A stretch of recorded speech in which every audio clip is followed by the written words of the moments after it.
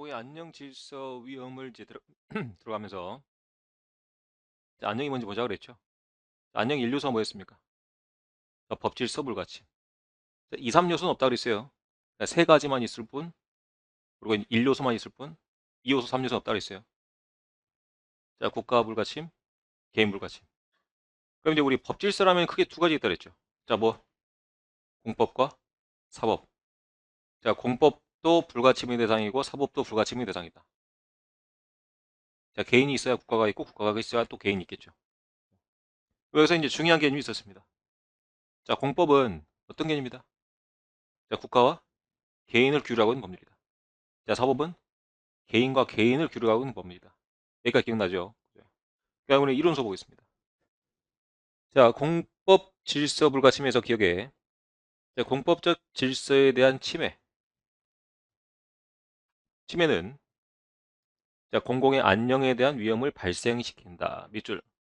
그래서 즉각적으로 경찰권 개입이 허용된다.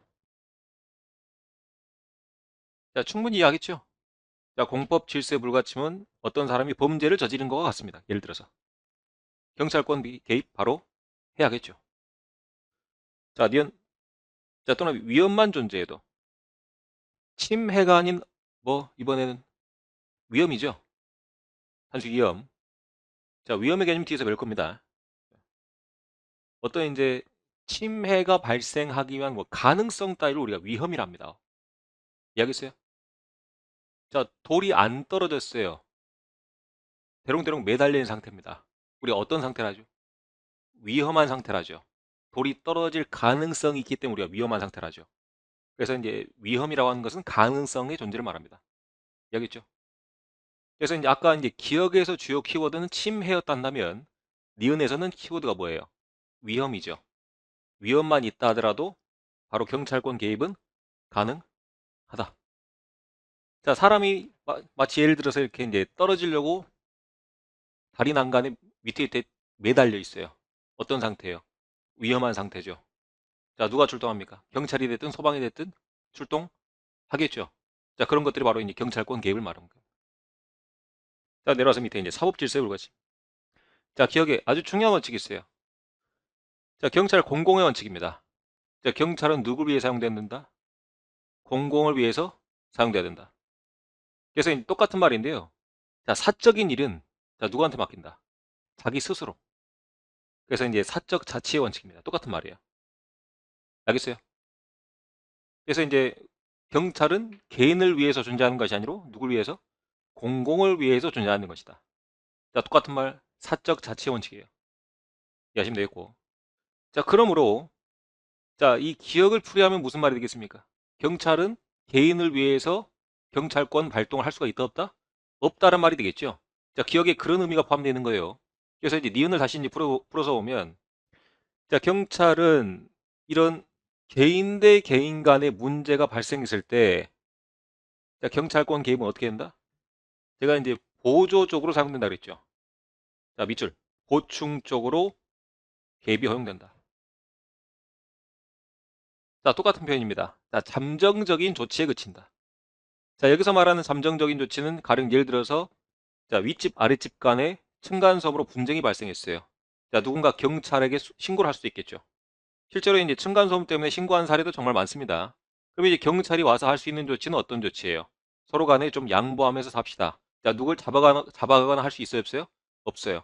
이렇게 이제 잠깐의 중재 정도만 할 수 있습니다. 잠정적인 조치만 할 수 있습니다. 그럼 이제 윗집 아랫집 간의 분쟁은 결국 누가 해결해야 돼요? 본인 스스로가 어디 가서 법정 가서 해결해야 돼요. 그래서 이제 밑줄 최종적인 조치는 어디에서 한다? 여기서 안 나왔네요. 자, 최종적인 판단은 법정 가서 해야 됩니다. 즉 경찰이 최종적인 판단을 하지 않습니다. 내가 충분히 이해됐을 겁니다.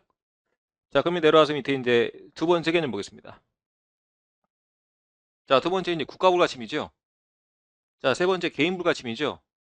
자, 여기서 나왔던 내용들이 또 그대로 나옵니다, 사실은. 거의 똑같은 개념들이요. 첫 번째 보겠습니다. 자, 국가불가침의 기억. 자, 경찰은 사회공공과 관련하여 자, 국가의 전립을 보호하고 있다. 자, 국가는 국가기관을 지켜야 될 의무도 있겠죠. 자, 그런 내용이고. 자, 이번에 자, 경찰기관은 국회, 정부, 법원, 자치단체 등 동남이 국가기관의 정상적인 기능 발휘를 보호해야 된다. 자, 똑같은 표현이죠. 자, 기억, 니은 사실 뭐 똑같은 내용입니다.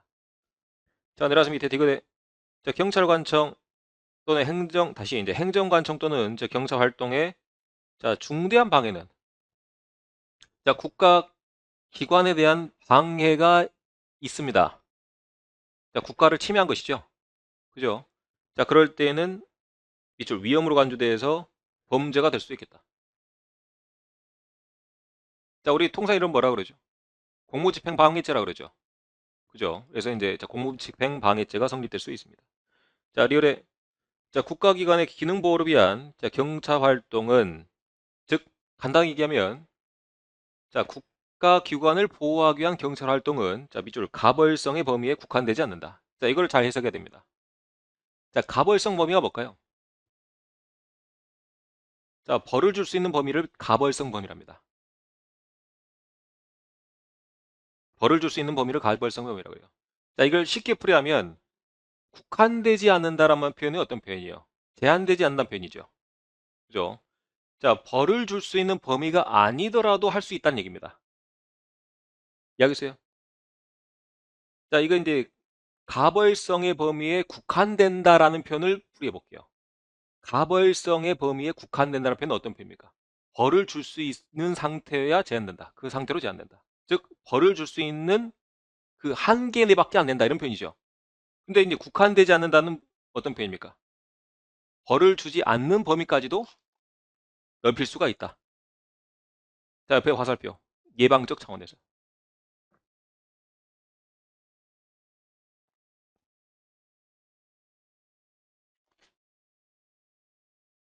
그래서 이제 가벌성 범위에 국한되지 않는다는 표현은 자, 처벌 가능한 범위가 아니더라도 경찰 활동은 가능하다라고 그렇게 이해하시면 될 것 같아요.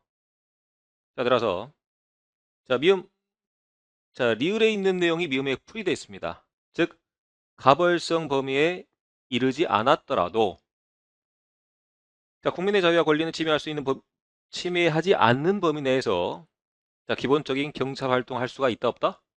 있다. 다만 전제 조건이 있죠. 국민의 기본적 범위는 침해하지 않는 선에서 자, 괄호 예방적 차원으로 경찰 활동을 할 수가 있다라는 겁니다. 자, 충분히 이해했을 겁니다. 자, 기억부터 미음까지는 여러분들 그냥 의미 정도만 잘 이해하면 돼요. 자, 내려서 밑에 자, 개인적 법익의 불가침 보겠습니다. 자, 기억에 자, 경찰은 자, 인간의 존엄성, 명예, 생명, 건강, 자유 아주 기본적 존엄이죠. 기본적 가치입니다. 자, 기본적 가치뿐만 아니라 사유재산적 가치와 자, 최근 들어서는 밑줄 자, 무형의 권리도 보호해야 된다. 자, 무형의 권리 아까 제가 예를 들어드렸죠. 자, 뭐 있었습니까? 지적재산권과 같은 자, 무형의 권리. 자, 지적재산권 우리 뭘로서 보호합니까? 뭐 특허 따위 내죠. 그죠? 이런 것들이 바로 이제 무형의 권리가 되겠다. 자, 니은 자, 비슷한 얘기인데요.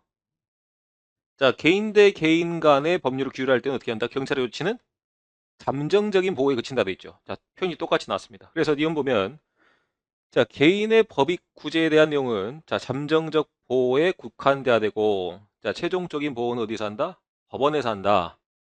자, 또 똑같은 내용이죠. 자, 그리고 내려와서 그래서 이제 니은 해석이 가령 틀린 선지. 자, 개인적 법익의 보호는 자, 최종적인 판단은 경찰에서 한다. 맞는 표현이 틀린 표현이요? 틀린 표현이 되겠죠. 자, 내려와서 밑에 디귿. 자, 가령 예를 들어서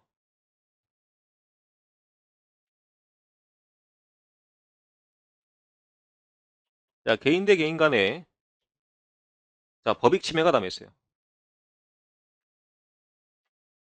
예를 들어서 이제 층간소음으로. 자, 개인적 법익이 침해당한 것이죠. 그렇죠? 그러면 이때 이제 경찰이 왔어요. 자, 무슨 조치? 자, 지금 했던 내용을 다시 한번 보겠습니다. 잠정적인 조치에 그친다 그랬죠. 그죠? 자, 근데 요 A 대 B 간에 이런 이제 그 사법적인 법익 침해뿐만 아니라 서로 자, 폭행까지 있었어요. 자, 폭행은 개인적 법익의 위반입니까? 공법 규범의 위반입니까? 형법 규범의 위반이죠. 자, 형법의 범죄, 폭행죄가 되겠죠. 그렇죠. 그럼 이제 이 경우는, 자, 폭행까지 한 경우는, 즉, 자, 층간소음뿐만 아니라 어떤 경우, 폭행까지 발생한 경우는, 자, 개인적 법의의 침해뿐만 아니라 무슨 침해? 공법의 침해도 같이 동시에 발생한 사유가 되겠다. 자, 그러면 이제 공법의 침해가 발생했을 때 경찰은 어떻게 됩니까? 바로 개입이 돼야 되겠죠. 바로 그 얘기입니다. 본문에. 자, 공법 규범을 위반한 경우에는 제가 경찰은 잠정적인 조치만 취해서는 안 되고 직접적으로 바로 개입을 해야 된다. 이해하겠어요?